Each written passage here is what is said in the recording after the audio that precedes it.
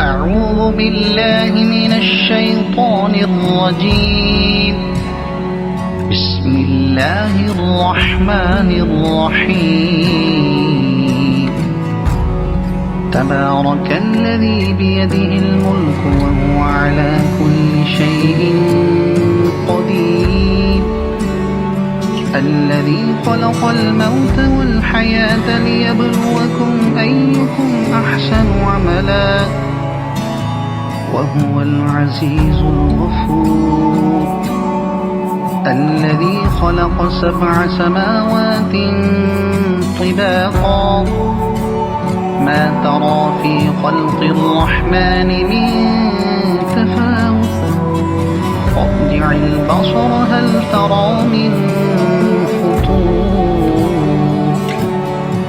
ثم ارجع البصر كرتين ينقلب إليك البصر خاسئا وهو حسير.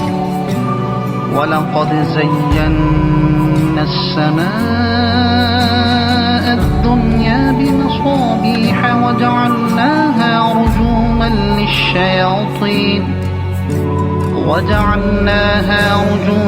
للشياطين وأعتدنا لهم عذاب السعير. وللذين كفروا بربهم عذاب جهنم وبئس المصير. إذا ألقوا فيها سمعوا لها شهيقا وهي تفور تكاد تميز من الغيظ كلما ألقي فيها فوج سألهم خزنتها ألم يأتكم نذير قالوا بلى قد جاءنا نذير فكذبنا وقلنا ما نزل الله من شيء إن أنتم إلا في ضلال كبير. وقالوا لو كنا نسمع أو نعقل ما كنا في أصحاب السعير فاعترفوا بذنبهم فسحقا لأصحاب السعير. إن الذين يخشون ربهم بالغيب لهم مغفرة وأجر كبير. وأسروا قولكم أو اجهروا به إنه عليم بذات الصدور. ألا يعلم من خلق وهو اللطيف الخبير. هو الذي جعل لكم الأرض ذلولا فامشوا في مناكبها وكلوا من رزقه وإليه النشور. أأمنتم من في السماء أن يخسف بكم الأرض فإذا هي تمور أم أمنتم من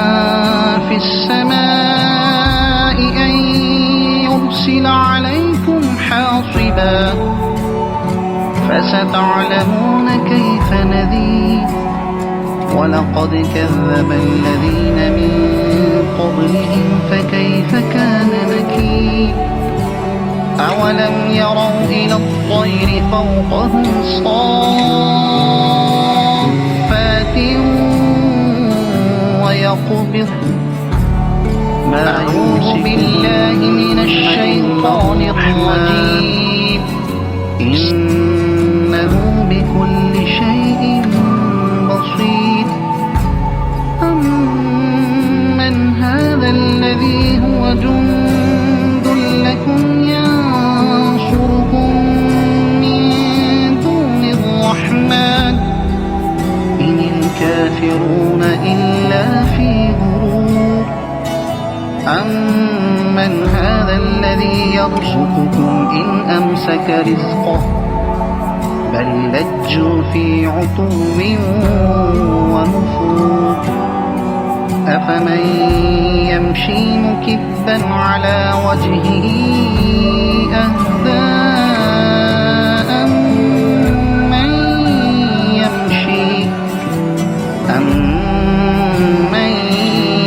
يمشي سويا على صراط مستقيم قل هو الذي أنشأكم وجعل لكم السمع والأبصار والأفئدة قليلا ما تشكرون قل هو الذي ذرأكم في الأرض وإليه تحشرون ويقولون متى هذا الوعد إن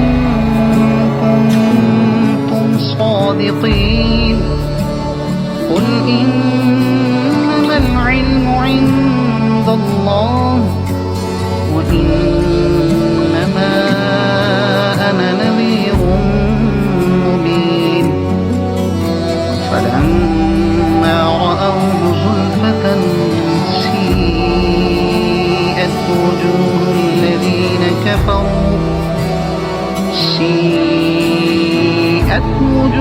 الذين كفروا وقيل هذا الذي كنتم به تدعون قل أرأيتم إن أهلكني الله ومن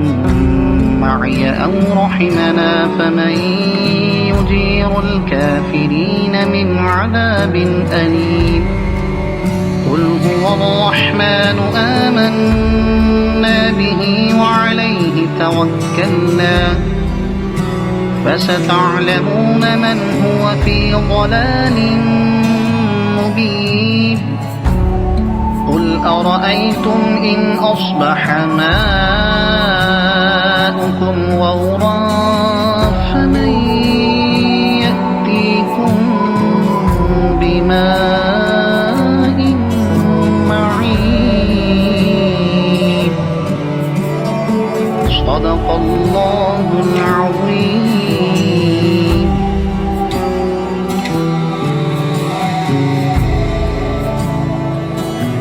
أعوذ بالله من الشيطان الرجيم. بسم الله الرحمن الرحيم. سورة أنزلناها وفرضناها وأنزلنا فيها آيات بينات لعلكم تذكرون. الزانية والزاني فاجلدوا كل واحد منهما 100 جلدة ولا تأخذكم بهما رأفة في دين الله إن كنتم تؤمنون بالله واليوم الآخر وليشهد عذابهما طائفة من المؤمنين. الزاني لا ينكح إلا زانية أو مشركة والزانية لا ينكحها إلا زان أو مشرك وحرم ذلك على المؤمنين.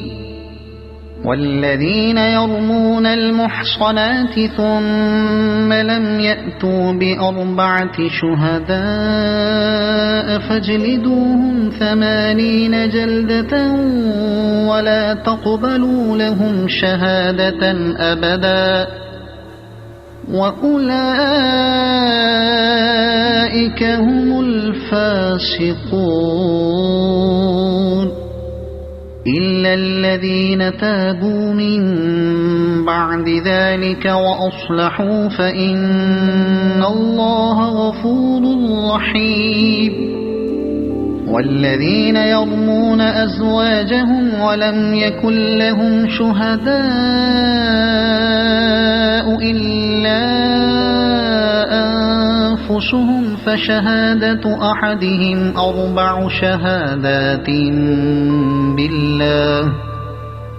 فشهادة أحدهم أربع شهادات بالله إنه لمن الصادقين والخامسة أن لعنة الله عليه إن كان من الكاذبين ويدرأ عنها العذاب أن تشهد أربع شهادات بالله إنه لمن الكاذبين والخامسة أن غضب الله عليها إن كان من الصادقين ولولا فضل الله عليكم ورحمته وأن الله تواب حكيم إن الذين جاءوا بالإفك عصبة منكم لا تحسبوه شرا لكم بل هو خير لكم لكل امرئ منهم ما اكتسب من الإثم والذي تولى كبره منهم له عذاب عظيم لولا إذ سمعتموه ظن المؤمنون والمؤمنات بأنفسهم خيرا وقالوا هذا إفك مبين لولا جاءوا عليه بأربعة شهداء فإذ لم يأتوا بالشهداء فأولئك عند الله هم الكاذبون ولولا فضل الله عليكم ورحمته في الدنيا والآخرة لمسكم فيما أفضتم فيه عذاب عظيم إذ تلقونه بألسنتكم وتقولون بأفواهكم ما ليس لكم به علم وتحسبونه هينا وهو عند الله عظيم ولولا إذ سمعتموه قلتم ما يكون لنا أن نتكلم بهذا سبحانك هذا بهتان عظيم يعظكم الله أن تعودوا لمثله أبدا إن كنتم مؤمنين ويبين الله لكم الآيات والله عليم حكيم إن الذين يحبون أن تشيع الفاحشة في الذين آمنوا لهم عذاب أليم في الدنيا والآخرة والله يعلم وأنتم لا تعلمون ولولا فضل الله عليكم ورحمته وأن الله رؤوف رحيم يا أيها الذين آمنوا لا تتبعوا خطوات الشيطان ومن يتبع خطوات الشيطان فإنه يأمر بالفحشاء والمنكر ولولا فضل الله عليكم ورحمته ما زكى منكم من أحد أبدا ولكن الله يزكي من يشاء والله سميع عليم. ولا يأتل أولو الفضل منكم والسعة أن يؤتوا أولي القربى والمساكين والمهاجرين في سبيل الله وليعفوا وليصفحوا ألا تحبون أن يغفر الله لكم والله غفور رحيم. إن الذين يرمون المحصنات الغافلات المؤمنات لعنوا في الدنيا والآخرة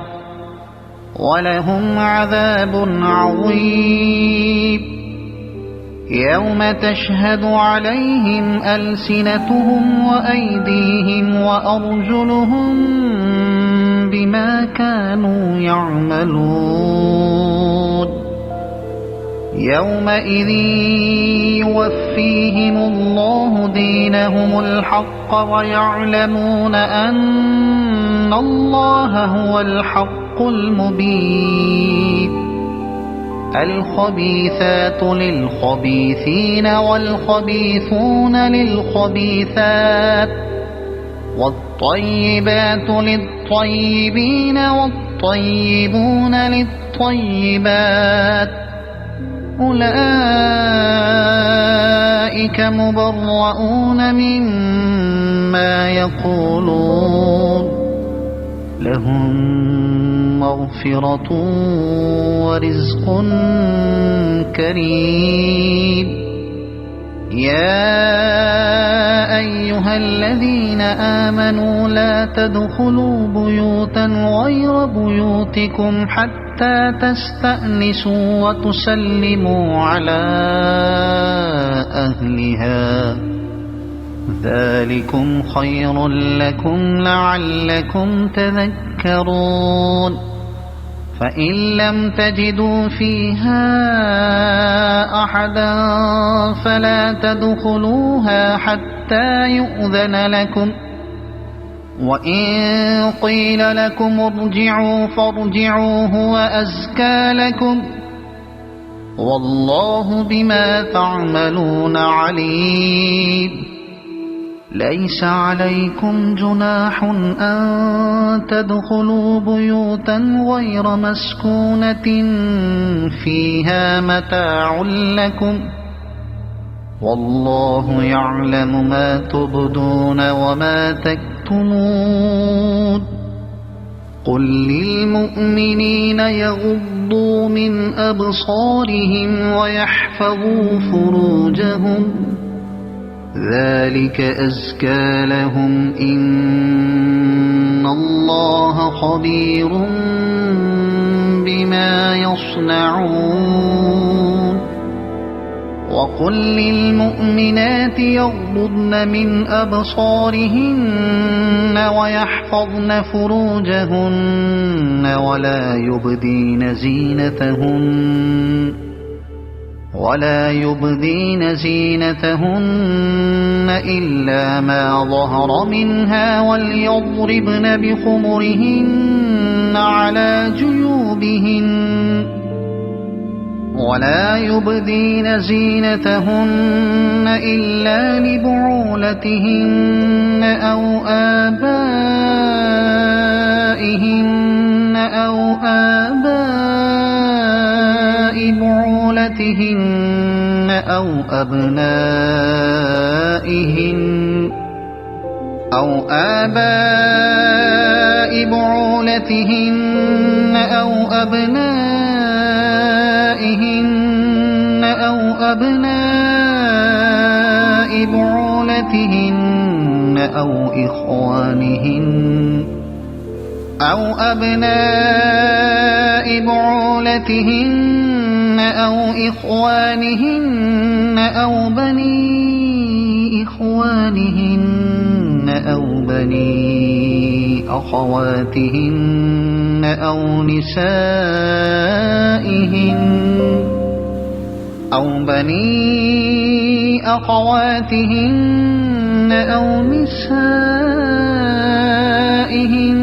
أو ما ملكت أيمانهن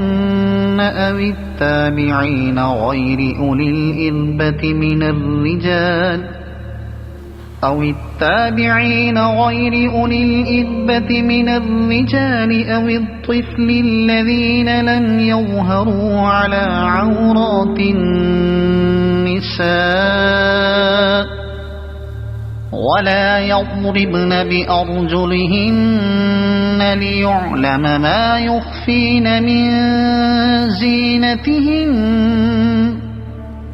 وتوبوا إلى الله جميعا أيها المؤمنون لعلكم تفلحون وأنكحوا الأيام منكم والصالحين من عبادكم وإمائكم إن يكونوا فقراء يغنهم الله من فضله والله واسع عليم وليستعفف الذين لا يجدون نكاحا حتى يغنيهم الله من فضله والذين يبتغون الكتاب مما ملكت أيمانكم فكاتبوهم إن علمتم فيهم خيرا وآتوهم مما لله الذي آتاكم ولا تكرهوا فتياتكم على البغاء إن أردنا تحصنا لتبتغوا عرض الحياة الدنيا ومن يكرهن فإن الله من بعد إكراههن غفور رحيم ولقد أنزلنا إليكم آيات مبينات ومثلا من الذين خلوا من قبلكم وموعظة للمتقين الله نور السماوات والأرض مثل نوره كمشكاة فيها المصباح في زجاجة الزجاجة كأنها كوكب دري يوقد من شجرة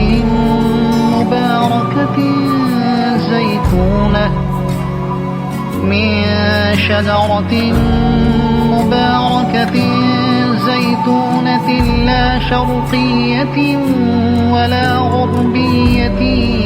يكاد زيتها يضيء ولو لم تمسسه نار نور على نور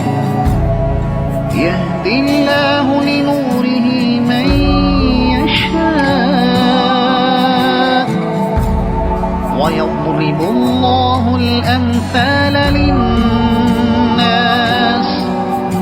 والله بكل شيء عليم في بيوت أذن الله أن ترفع ويذكر فيها اسمه يسبح له فيها بالغدو والآصال رجال لا تلهيهم تجارة ولا بيع عن ذكر الله وإقام الصلاة وإيتاء الزكاة يخافون يوما تتقلب فيه القلوب والأبصار ليجزيهم الله أحسن ما عملوا ويزيدهم من فضله والله يرزق من يشاء بغير حساب والذين كفروا أعمالهم كسراب بقيعة يحسبه الظمآن ماء حتى إذا جاءه لم يجده شيئا ووجد الله عنده فوفاه حسابه والله سريع الحساب أو كظلمات في بحر لجي يغشاه موج من فوقه موج من فوقه سحاب ظلمات بعضها فوق بعض إذا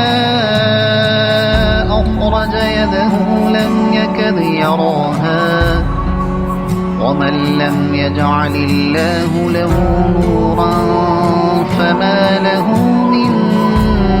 نور ألم تر أن الله يسبح له من في السماوات والأرض والطير صافات كل قد علم صلاته وتسبيحه والله عليم بما يفعلون ولله ملك السماوات والأرض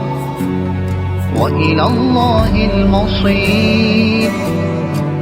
ألم تر أن الله يزجي سحابا ثم يؤلف بينه ثم يجعله ركاما فترى الودق يخرج من خلاله وينزل من السماء من جبال فيها من برد فيصيب به من يشاء ويصرفه عن من يشاء يكاد سنا برقه يذهب بالأبصار يقلب الله الليل والنهار إن في ذلك لعبرة لأولي الأبصار والله خلق كل دابة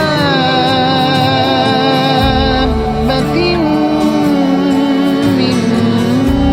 ماء فمنهم من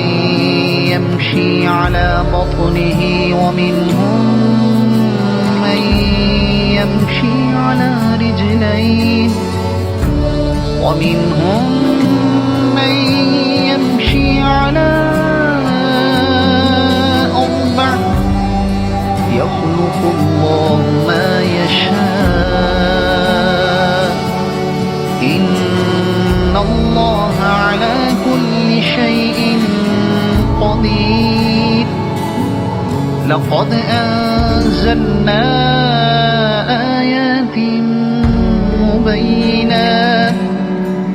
والله يهدي من يشاء إلى صراط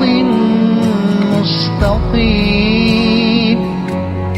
ويقولون آمنا بالله وبالرسول وأطعنا ثم يتولى فريق منهم من بعد ذلك وما أولئك بالمؤمنين وإذا دعوا إلى الله ورسوله ليحكم بينهم إذا فريق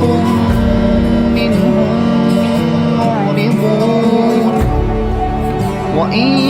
يكن لهم الحق يأتوا إليه مذعنين أفي قلوبهم مرض أم ارتابوا أم يخافون أن يحيف الله عليهم ورسوله بل أولئك هم الظالمون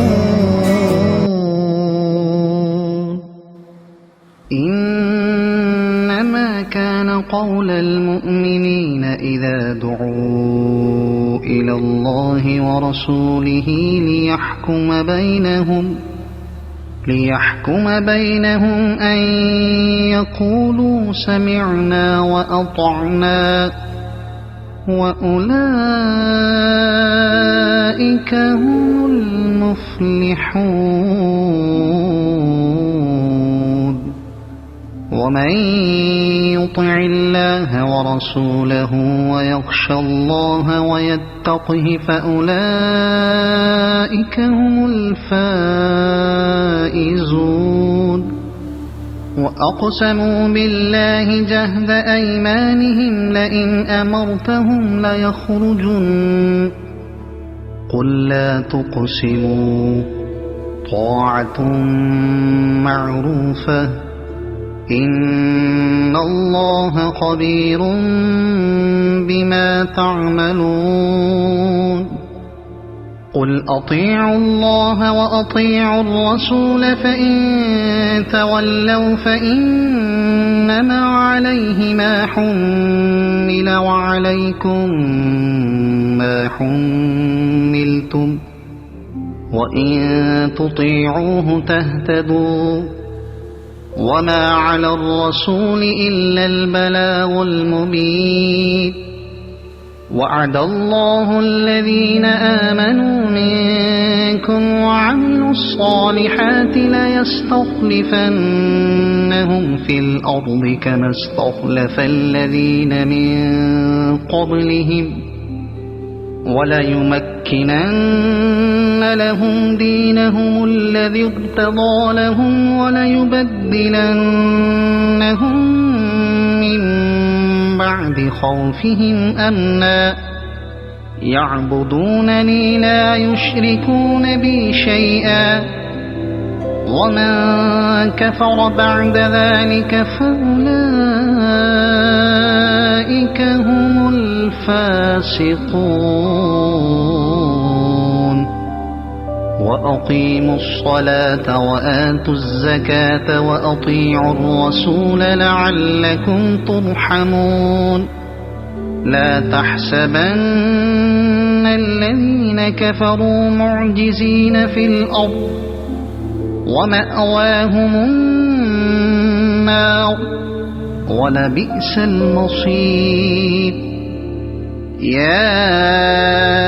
أيها الذين آمنوا ليستأذنكم الذين ملكت أيمانكم والذين لم يبلغوا الحلم منكم 3 مرات من قبل صلاة الفجر وحين تضعون ثيابكم من الظهيرة ومن بعد صلاة العشاء 3 عورات لكم ليس عليكم ولا عليهم جناح بعدهن طوافون عليكم بعضكم على بعض كذلك يبين الله لكم الآيات والله عليم حكيم وإذا بلغ الأطفال منكم الحلم فليستأذنوا كما استأذن الذين من قبلهم كذلك يبين الله لكم آياته والله عليم حكيم والقواعد من النساء اللاتي لا يرجون نكاحا فليس عليهن جناح أن يضعن ثيابهن غير متبرجات بزينة وأن يستعففن خير لهن والله سميع عليم. ليس على الأعمى حرج ولا على الأعرج حرج ولا على المريض حرج ولا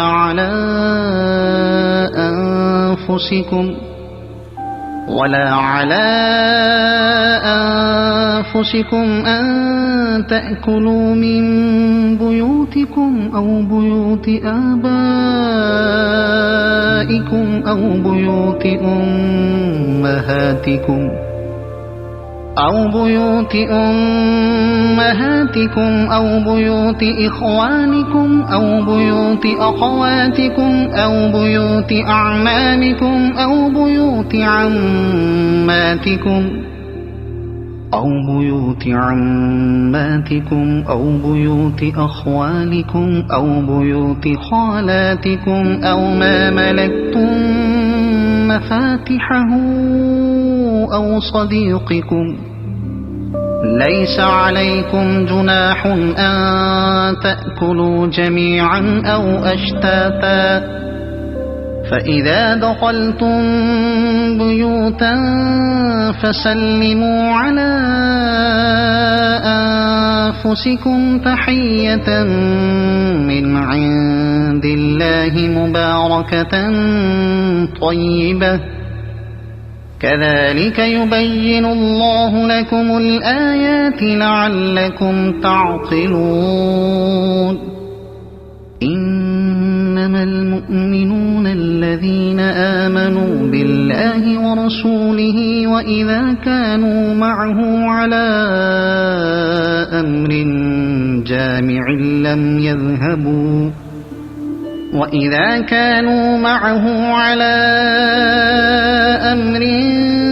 جامع لم يذهبوا حتى يستأذنوه. إن الذين يستأذنونك أولئك الذين يؤمنون بالله ورسوله فإذا استأذنوك لبعض شأنهم فأذن لمن شئت منهم واستغفر لهم الله إن الله غفور رحيم. لا تجعلوا دعاء الرسول بينكم كدعاء بعضكم بعضا قد يعلم الله الذين يتسللون منكم لواذا فليحذر الذين يخالفون عن أمره أن تصيبهم فتنة أو يصيبهم عذاب أليم. ألا إن لله ما في السماوات والأرض قد يعلم ما أنتم عليه ويوم يرجعون إليه فينبئهم بما عملوا والله بكل شيء عليم. صدق الله العظيم.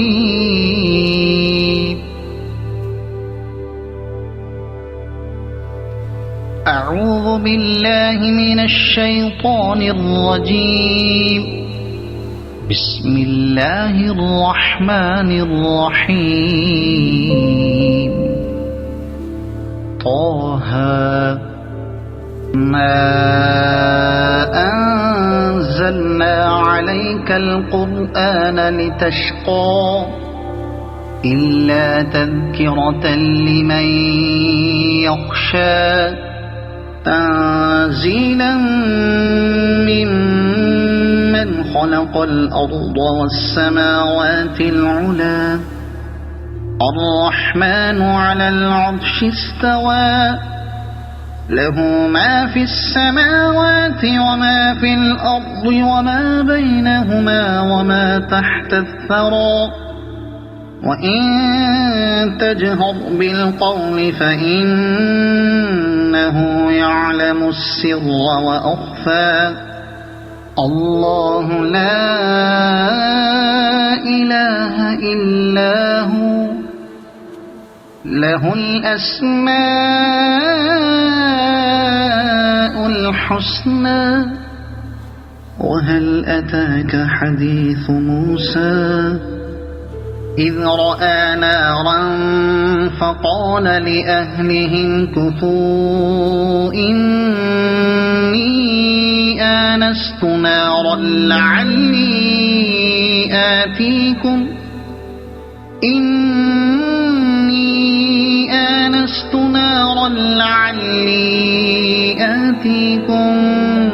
منها بقبس أو أجد على النار هدى فلما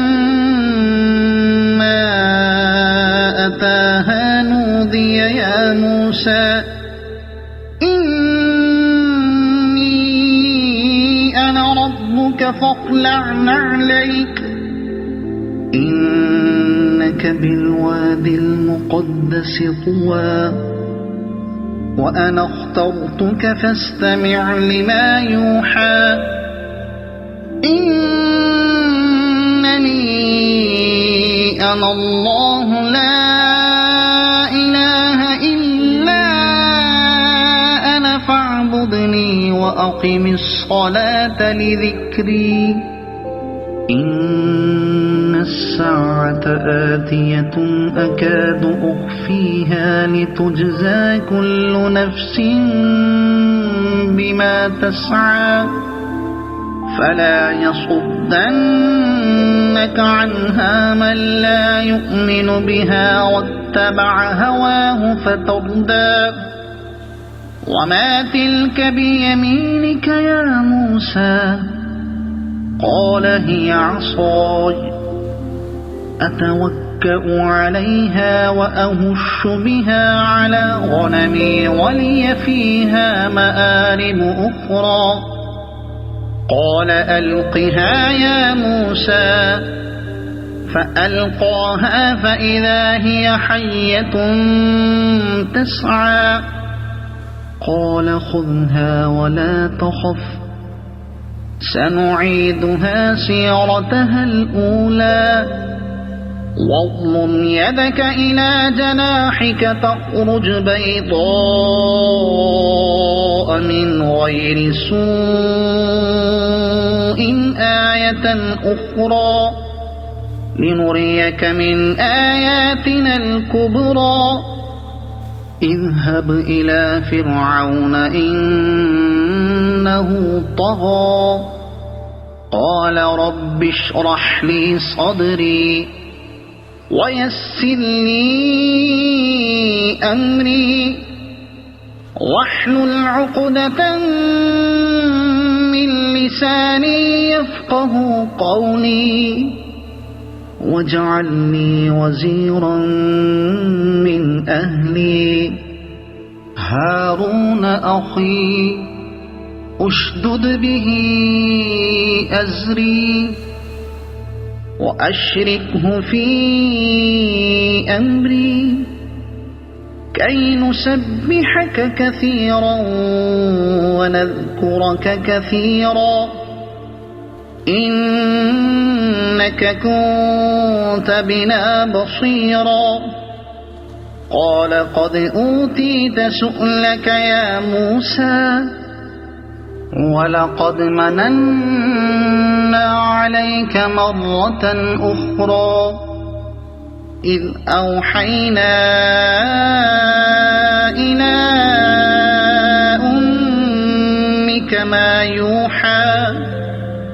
أن اقذفيه في التابوت فاقذفيه في اليم فليلقه اليم بالساحل يأخذه عدو لي وعدو له وألقيت عليك محبة مني ولتصنع على عيني إذ تمشي أختك فتقول هل أدلكم على من يكفله فرجعناك إلى أمك كي تقر عينها ولا تحزن وقتلت نفسا فنجيناك من الغم وفتناك فتونا فلبثت سنين في أهل مدين ثم جئت على قدري يا موسى واصطنعتك لنفسي اذهب أنت وأخوك بآياتي ولا تنيا في ذكري اذهبا إلى فرعون إنه طغى فقولا له قولا لينا لعله يتذكر أو يخشى قالا ربنا إننا نخاف أن يفرط علينا أو أن يطغى قال لا تخافا إنني معكما أسمع وأرى فأتياه فقولا إنا رسولا ربك فأرسل معنا بني إسرائيل ولا تعذبهم قد جئناك بآية من ربك والسلام على من اتبع الهدى إنا قد أوحي إلينا أن العذاب على من كذب وتولى قال فمن ربكما يا موسى قال ربنا الذي أعطى كل شيء خلقه ثم هدى قال فما بال القرون الأولى قال علمها عند ربي في كتاب لا يضل ربي ولا ينسى الذي جعل لكم الأرض مهدا وسلك لكم فيها سبلا وأنزل من السماء ماء فأخرجنا به أزواجا من نبات شتى كلوا وارعوا أنعامكم إن في ذلك لآيات لأولي النهى منها خلقناكم وفيها نعيدكم ومنها نخرجكم تارة أخرى ولقد أريناه آياتنا كلها فكذب وأبى قال أجئتنا لتخرجنا من أرضنا بسحرك يا موسى فلنأتينك بسحر مثله فاجعل بيننا وبينك موعدا لا نخلفه نحن ولا أنت مكانا سوى قال موعدكم يوم الزينة وأن يحشر الناس ضحى فتولى فرعون فجمع كيده ثم أتى قال لهم موسى ويلكم لا تفتروا على الله كذبا فيسحتكم بعذاب وقد خاب من افترى فتنازعوا أمرهم بينهم وأسروا النجوى قالوا إن هذان لساحران يريدان أن يخرجاكم من أرضكم بسحرهما ويذهبا بطريقتكم المثلى فأجمعوا كيدكم ثم أتوا صفا وقد أفلح اليوم من استعلى قالوا يا موسى إما أن تلقي وإما أن نكون أول من ألقى قال بل ألقوا فإذا حبالهم وعصيهم يخيل إليه من سحرهم أنها تسعى فأوجس في نفسه خيفة موسى قلنا لا تخف إنك أنت الأعلى وألق ما في يمينك تلقف ما صنعوا إنما صنعوا كيد ساحر ولا يفلح الساحر حيث أتى فألقي السحرة سجدا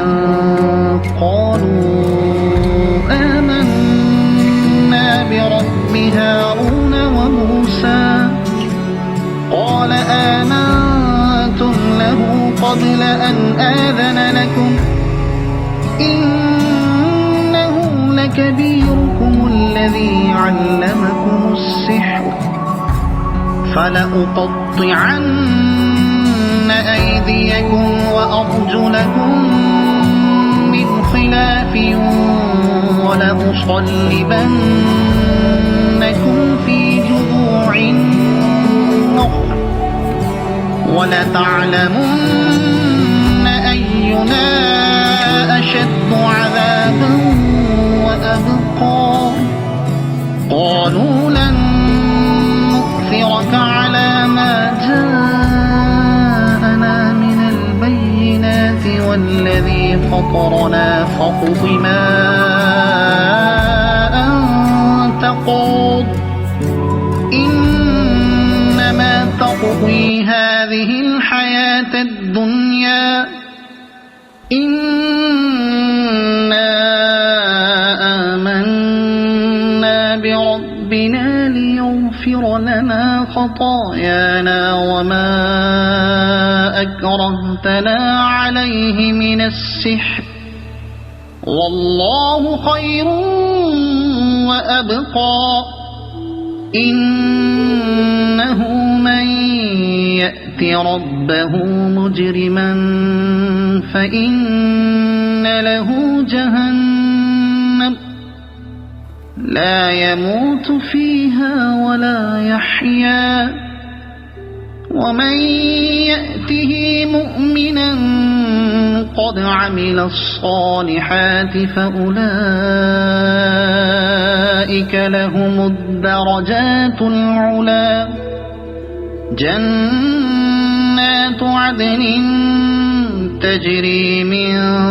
تحتها الأنهار خالدين فيها وذلك جزاء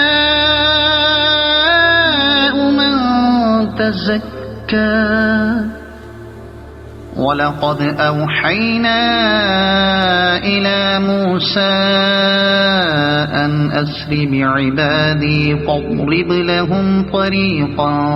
في البحر يبسا لا تخاف دركا ولا تخشى فأتبعهم فرعون بجنوده فغشيهم من اليم ما غشيهم وأضل فرعون قومه وما هدى يا بني إسرائيل قد آنجيناكم من عدوكم وواعدناكم جانب الطور الأيمن ونزلنا عليكم المن والسلوى كلوا من طيبات ما رزقناكم ولا تطغوا فيه فيحل عليكم غضبي ومن يحلل عليه غضبي فقد هوى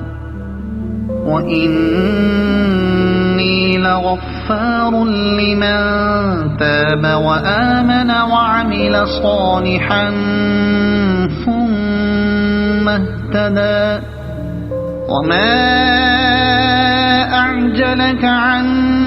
قومك يا موسى قال هم أولئك على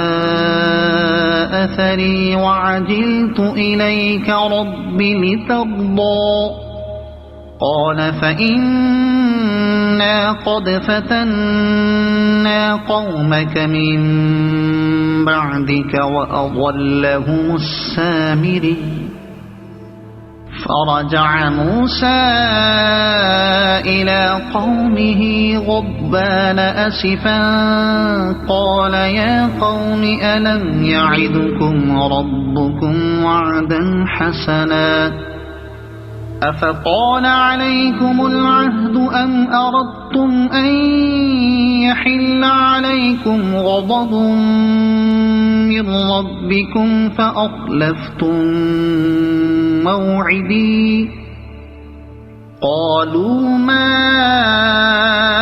أخلفنا موعدك بملكنا ولكننا حملنا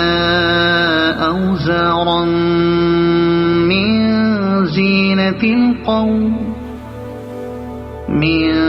زينة القوم فقذفناها فكذلك ألقى السامري فأخرج لهم عجلا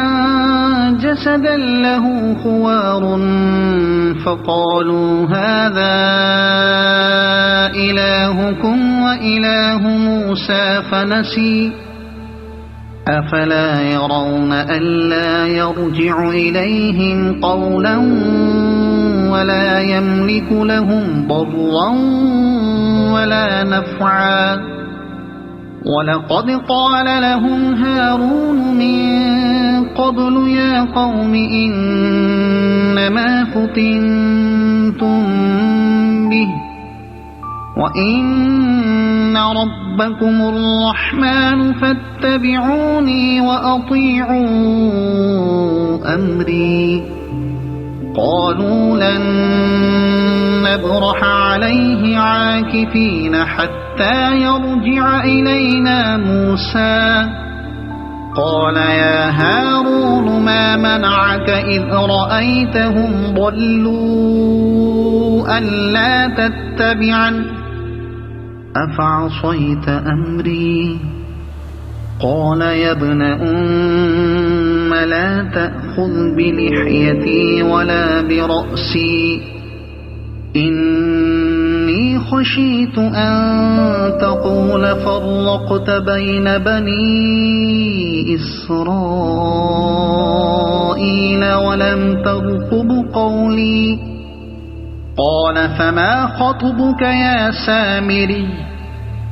قال بصرت بما لم يبصروا به فقبضت قبضة من أثر الرسول فنبذتهما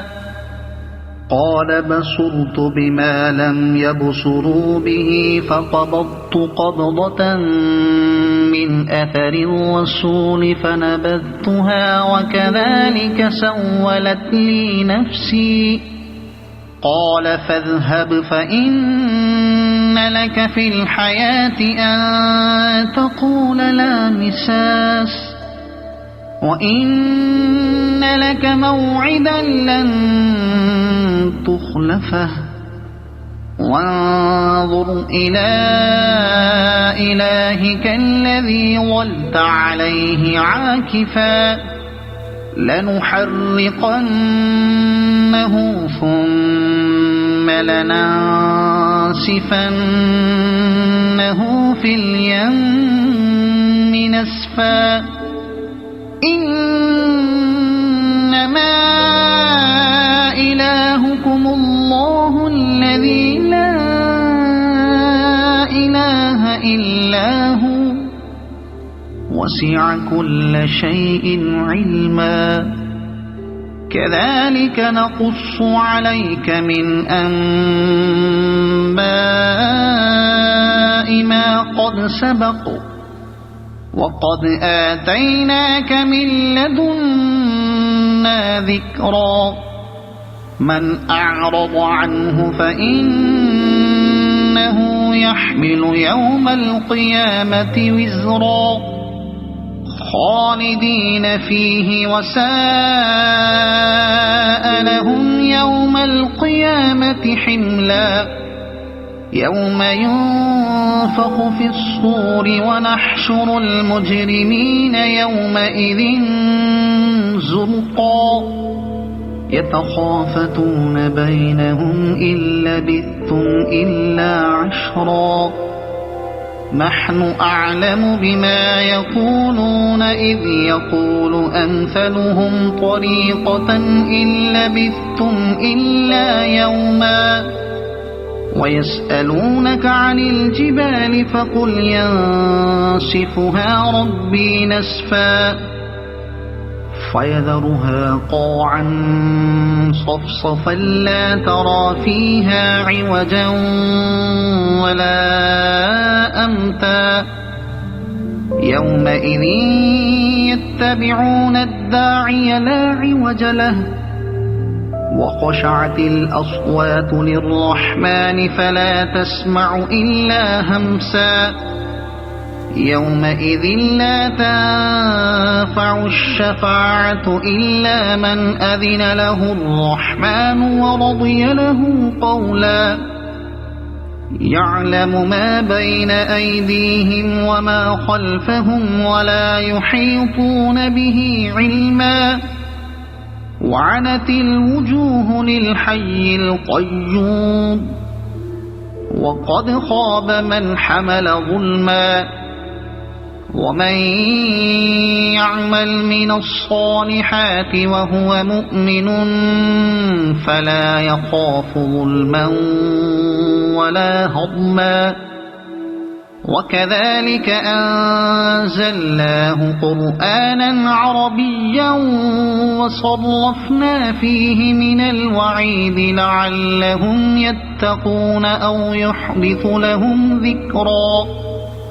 فتعالى الله الملك الحق ولا تعجل بالقرآن من قبل أن يقضى إليك وحيه وقل رب زدني علما ولقد عهدنا إلى آدم من قبل فنسي ولم نجد له عزما وإذ قلنا للملائكة اسجدوا لآدم فسجدوا إلا إبليس أبى فقلنا يا آدم إن هذا عدو لك ولزوجك فلا يخرجنكما من الجنة فتشقى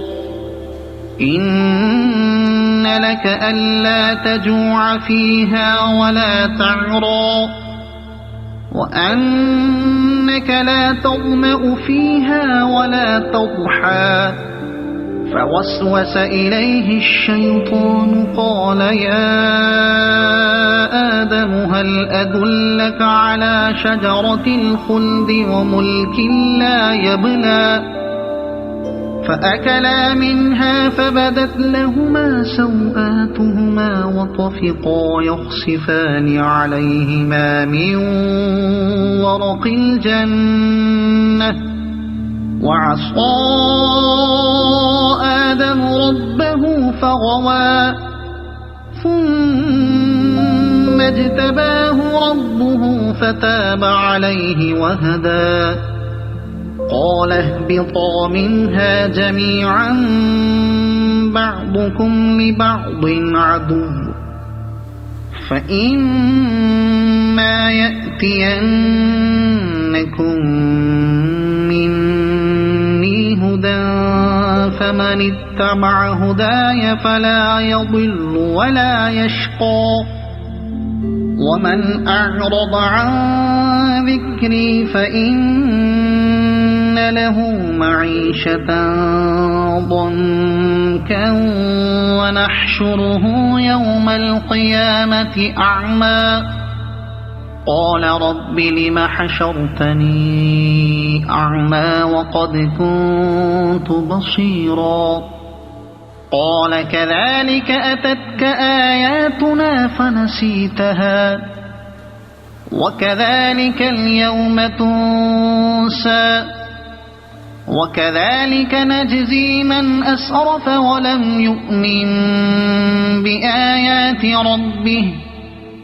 ولعذاب الآخرة أشد وأبقى أفلم يهد لهم كم أهلكنا قبلهم من القرون يمشون في مساكنهم إن في ذلك لآيات لأولي النهى ولولا كلمة سبقت من ربك لكان لزاما وأجل مسمى فاصبر على ما يقولون وسبح بحمد ربك قبل طلوع الشمس وقبل غروبها ومن آناء الليل فسبح وأطراف النهار لعلك ترضى ولا تمدن عينيك إلى ما متعنا به أزواجا منهم زهرة الحياة الدنيا لنفتنهم فيه ورزق ربك خير وأبقى وأمر أهلك بالصلاة واصطبر عليها لا نسألك رزقا نحن نرزقك والعاقبة للتقوى وأمر أهلك بالصلاة واصطبر عليها لا نسألك رزقا وقالوا لولا يأتينا بآية من ربه أولم تأتهم بينة ما في الصحف الأولى ولو أنا أهلكناهم بعذاب من قبله لقالوا ربنا لولا أرسلت إلينا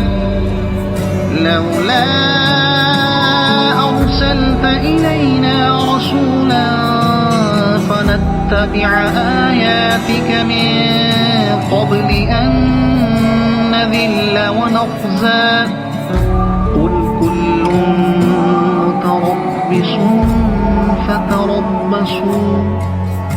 فستعلمون من أصحاب الصراط السوي ومن اهتدى صدق الله العظيم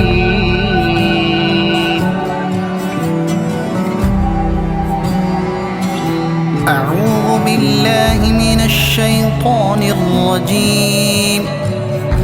بسم الله الرحمن الرحيم. تبارك الذي نزل الفرقان على عبده ليكون للعالمين نذيرا. الذي له ملك السماوات والأرض ولم يتخذ ولدا ولم يكن له شريك في الملك وخلق كل شيء فقدره تقديرا. واتخذوا من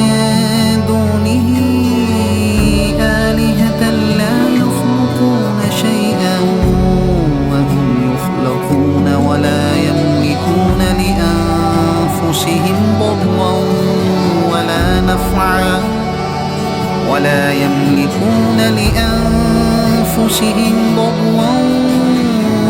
نفعا ولا يملكون موتا ولا حياة ولا نشورا. وقال الذين كفروا إن هذا إلا إفك افتراه وأعانه عليه قوم آخرون فقد جاءوا ظلما وزورا. وقالوا أساطير الأولين اكتتبها فهي تملى عليه بكرة وأصيلا. قل أنزله الذي يعلم السر في السماوات والأرض إنه كان غفورا رحيما. وقالوا ما لهذا الرسول يأكل الطعام ويمشي في الأسواق لولا أنزل إليه ملك فيكون معه نذيرا أو يلقى إليه كنز أو تكون له جنة يأكل منها. وقال الظالمون إن تتبعون إلا رجلا مسحورا. انظر كيف ضربوا لك الأمثال فضلوا فلا يستطيعون سبيلا. تبارك الذي إن شاء جعل لك خيرا من ذلك جنات تجري من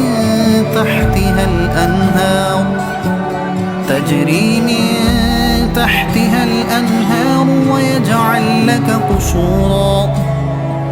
بل كذبوا بالساعة وأعتدنا لمن كذب بالساعة سعيرا. إذا رأتهم من مكان بعيد سمعوا لها تغيظا وزفيرا. وإذا ألقوا منها مكانا ضيقا مقرنين دعوا هنالك ثبورا. لا تدعوا اليوم ثبورا واحدا وادعوا ثبورا كثيرا. قل أذلك خير أم جنة الخلد التي وعد المتقون كانت لهم جزاء ومصيرا. لهم فيها ما يشاءون خالدين كان على ربك وعدا مسئولا. ويوم يحشرهم وما يعبدون من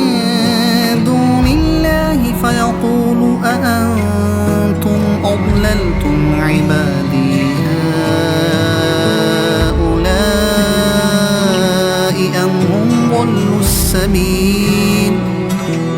قالوا سبحانك ما كان ينبغي لنا أن نتخذ من دونك من أولياء ولكن متعتهم وآباءهم حتى نسوا الذكر وكانوا قوما بورا فقد كذبوكم بما تقولون فما تستطيعون صرفا ولا نصرا ومن يظلم منكم نذقه عذابا كبيرا وما أرسلنا قبلك من المرسلين إلا إنهم ليأكلون الطعام ويمشون في الأسواق وجعلنا بعضكم لبعض فتنة أتصبرون وكان ربك بصيرا وقال الذين لا يرجون لقاءنا لولا أنزل علينا الملائكة أو نرى ربنا لقد استكبروا في أنفسهم وعتوا عتوا كبيرا يوم يرون الملائكة لا بشرى يومئذ للمجرمين ويقولون حجرا محجورا وقدمنا إلى ما عملوا من عمل فجعلناه هباء منثورا أصحاب الجنة يومئذ خير مستقرا وأحسن مقيلا ويوم تشقق السماء بالغمام ونزل الملائكة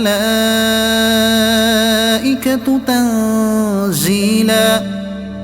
الملك يومئذ الحق للرحمن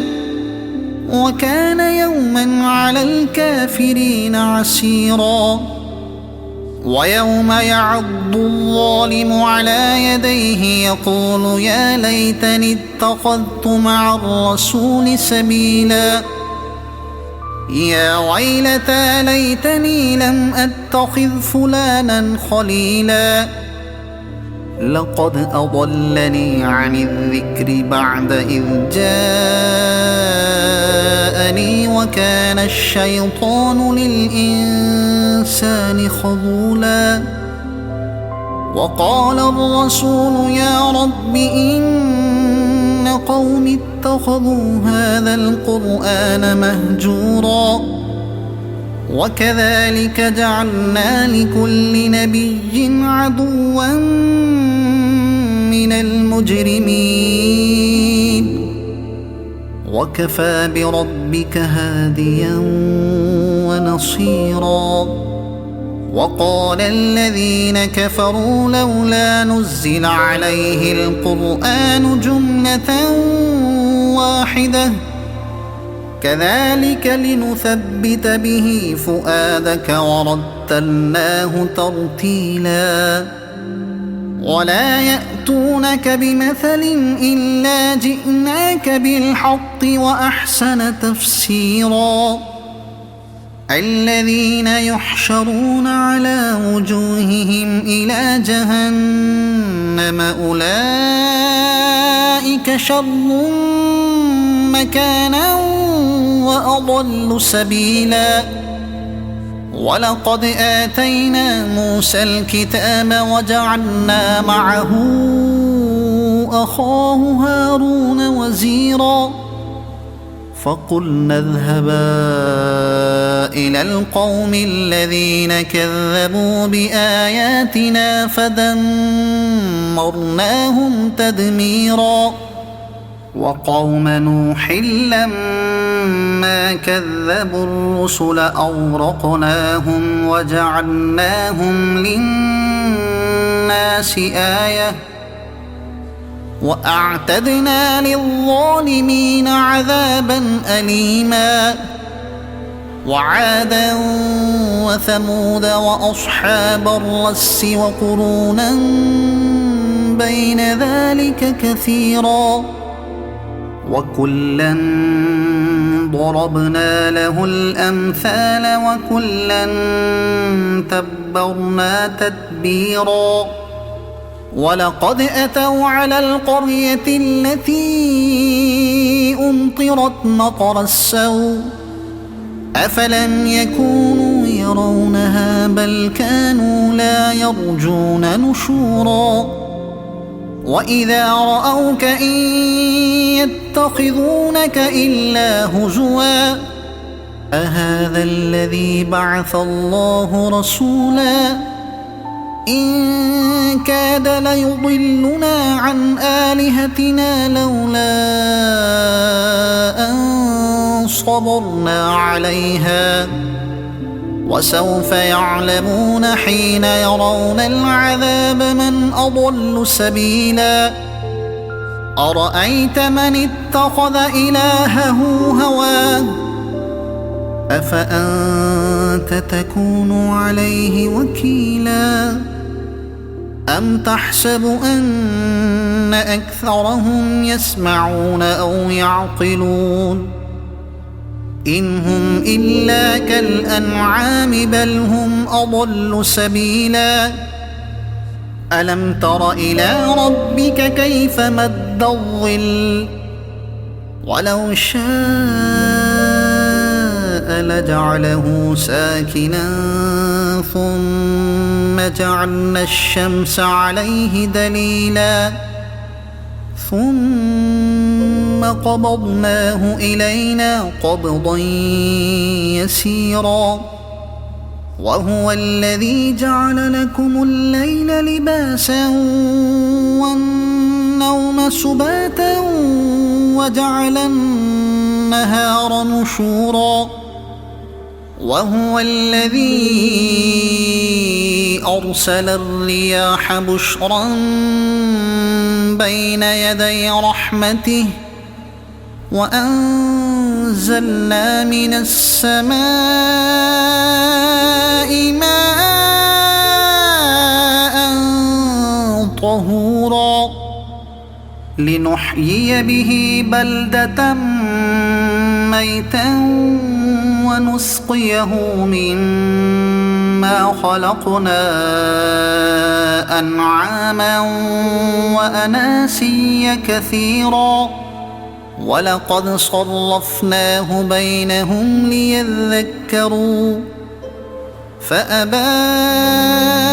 أكثر الناس إلا كفورا ولو شئنا لبعثنا في كل قرية نذيرا فلا تطع الكافرين وجاهدهم به جهادا كبيرا وهو الذي مرج البحرين هذا عذب فرات وهذا ملح أجاج وجعل بينهما برزخا وحجرا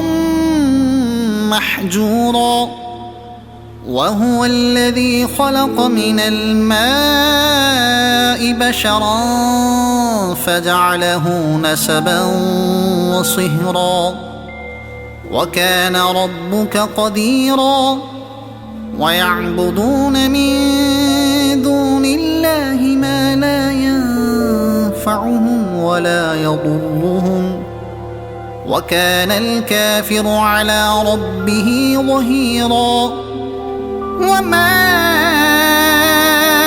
أرسلناك إلا مبشرا ونذيرا قل ما أسألكم عليه من أجر إلا من شاء أن يتخذ إلى ربه سبيلا